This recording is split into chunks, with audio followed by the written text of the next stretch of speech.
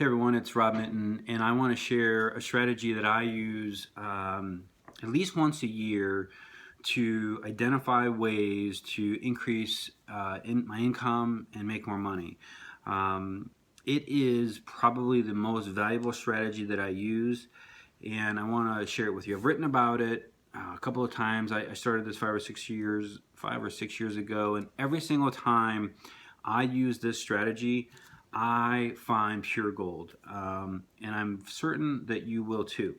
Now, the cool part is you only need three things for this strategy. You need a pen, you need a notebook, a fancy, not so fancy notebook. I prefer to write. I don't want to type for this exercise. And then the third thing is coffee, beer, wine, whatever your drink of choice is. It's early here, and that's coffee. Rocket fuel. All right, so this is a thinking exercise, and thinking is by far our most valuable activity. The problem is that we never really give ourselves time to think. We are bombarded by emails, by texts, by phone calls, and our schedules are crazy, so we don't really block or make time to think. And I want to share something I just found, or I printed out. It was so powerful. Excuse me. Morgan Housel, I believe is how you pronounce his last name, Housel, writes about investing, and super smart guy. You should track him down and follow him. But he wrote an article about John D. Rockefeller. And as you know, John D. Rockefeller was the richest man in the world. And I found this one paragraph to be so powerful, so I want to share it with you. Rockefeller's job wasn't to drill wells, load trains, or move barrels. It was to make good decisions, and making decisions requires, more than anything, quiet time alone in your head to think a problem through.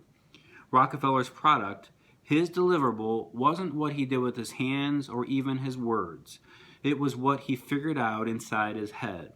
So that's where he spent most of his time and energy, thinking, okay?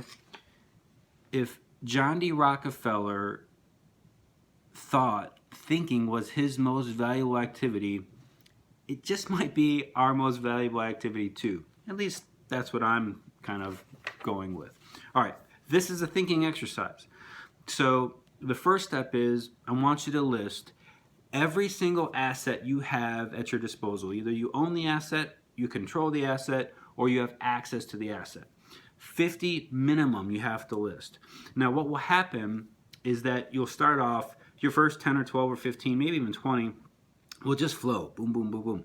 But you'll run into a point where the ideas stop flowing.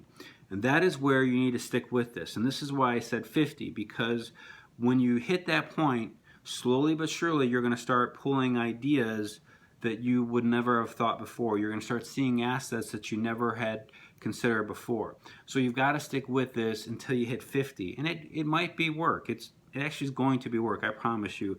The last time I did this, I sat there until I had about 85 ideas or 85 assets that I had identified. Okay, so that's the first step.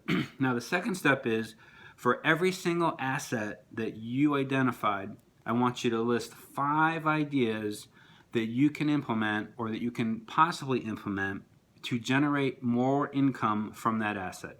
So every asset, 5 ideas. Okay, so if you think about this, if you have 50 assets and you have 5 ideas per asset, you're going to have 250 ideas that you can consider to increase your income and make more money when you're done with this little process. Okay, pure gold. Now, when you're finished with this, you're going to probably be overwhelmed. I mean, 250 ideas is a lot, and most of those ideas are not going to be worth your time. The 80-20 rule is definitely going to permeate this process, meaning 80% of the ideas you have, you're probably not going to ever think about ever again.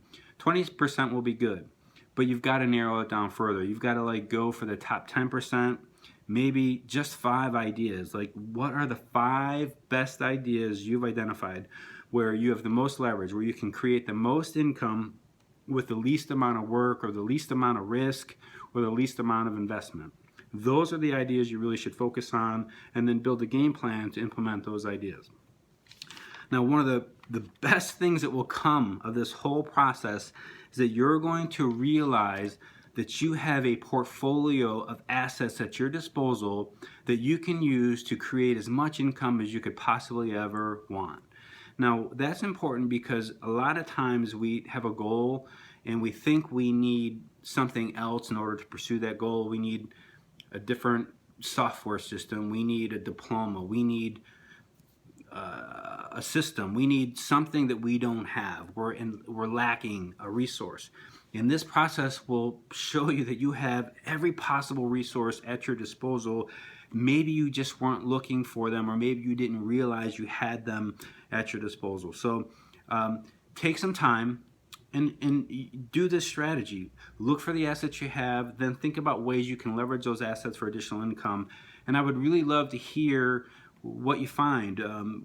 What big ideas did you come? What other life-changing shifts did you have in your perspective? Share them with me. I would just really love to hear how this helped you, because it's immensely helpful for me. So good luck, and remember, share what you find with me. Thanks.